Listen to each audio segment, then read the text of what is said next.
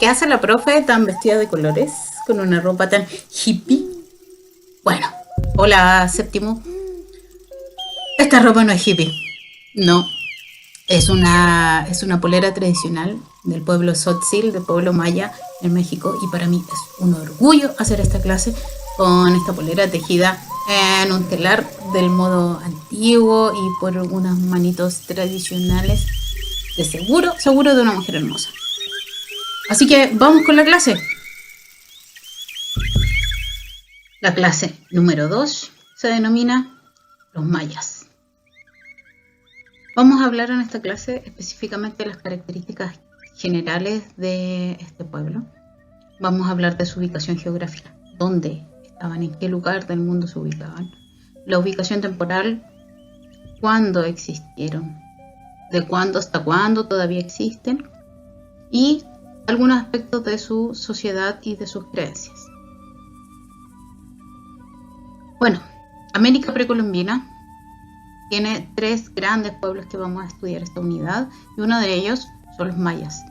Los mayas, en esta época, gran época de esplendor, se ubicaron en la península de Yucatán, lo que es actualmente México.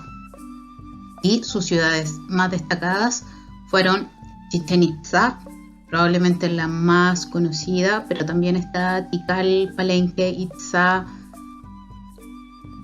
etc. Muchas. Acá tenemos unas imágenes de esa es Chichén Itzá, miren ahí en medio de la selva, Tikal y Palenque, todas actualmente en ruinas que fueron descubiertas y las encontraron exploradores cubiertas enteras de vegetación y actualmente están adaptadas para las visitas turísticas. Bueno, vamos con la ubicación temporal. ¿Cuándo estaban los mayas? Si se fijan en la imagen de fondo, en esta diapositiva, hay muchos pueblos en esta zona mexicana. Los primeros destacados son los olmecas, 1500 años antes de Cristo. Estamos hablando de una época paralela con los griegos. Ya los egipcios tenían las pirámides. Ya había pasado eso. Acá están los olmecas en su esplendor. Los zapotecos, luego los mayas aparecen en esta historia.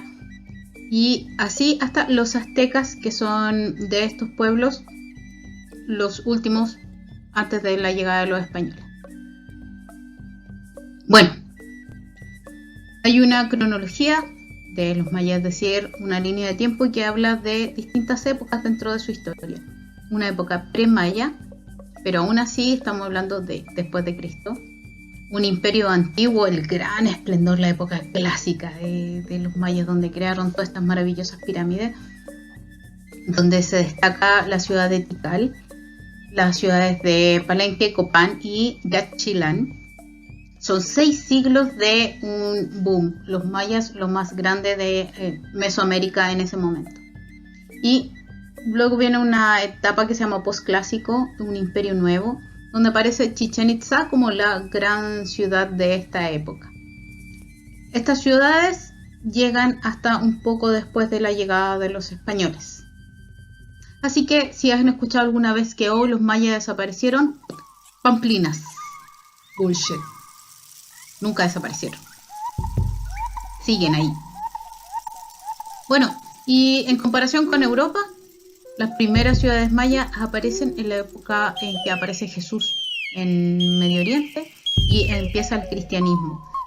La gran época de los mayas es paralela a lo que es la Edad Media en Europa. Y en cuanto a sus características generales, vamos a hablar de su estructura social, de las creencias y del idioma. La estructura social es de forma piramidal porque tiene un líder que se llama Halashwini, que a la vez es sacerdote y líder político. Luego vienen la familia, los jefes guerreros, los altos funcionarios. Los comerciantes ocupan un nivel importante, son personas libres que son prestigiosas, son respetados por la comunidad debido a su ocupación. En el siguiente escalón están los artesanos y campesinos, que son la mayoría de la población. Artesanos, piensen no en los que venden aritos en la playa, sino que artesano el que hace las herramientas, la vasija, los que construyen viviendas, los que trabajan en telares, todo se hacía a mano. Y en la base de esta pirámide hay una gran cantidad de esclavos que son o prisioneros de guerra o gente que está castigada por algunos delitos. Generalmente estos esclavos eran entregados en sacrificio a los dioses. Vamos a hablar ahora de sus creencias religiosas. Una de sus características es que son politeístas, tienen varios dioses, le llamamos en la actualidad, pero para ellos eran seres superiores. Dualista, porque cada ser superior estaba en contacto con otro, estaba el día y la noche, la luna, el sol, la luz y la oscuridad. Esto es un perfecto equilibrio, no hay un lado malo, porque todo tiene que estar en equilibrio. No puede haber luz si no conociéramos la oscuridad, no sabríamos lo que es la luz. Son partes de un todo, de un mundo. Y la tercera característica es que son creencias naturalistas, es decir, todo está está orientado hacia la naturaleza. Creo en el sol porque el sol me ilumina, hace que mis cultivos crezcan. Creo en la lluvia porque permite que mis flores, que mis plantas florezcan y den lindos frutos.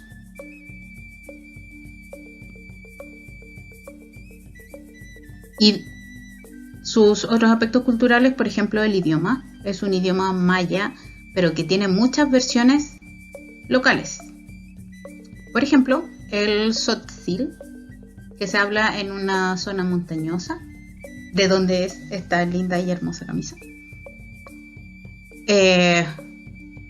Además, súper importante decirles que los mayas no son un imperio, a diferencia de este caso de incas, o de los romanos, no son un imperio, son parecidos a los griegos porque son ciudades las importantes, son ciudades-estado que tienen independencia, que tienen su gobierno propio y su líder principal. Y aunque están estas ciudades, cada una su ciudad con su gran líder, su comercio, sus pirámides, todas en conjunto forman una gran civilización. La tarea o el gran trabajo de esta unidad es un cuadro resumen de las 3 civilizaciones maya, azteca e incas, y lo vamos a ir haciendo poco a poco a medida que avancemos en el tema. Mientras tanto, copien la tabla en su cuaderno y vayan completando con lo aprendido.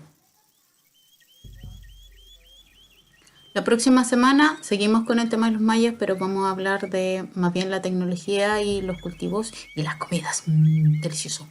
¿Ya? Lávense las manitos, cuídense. Kiss for you. Besos para todos. Chau.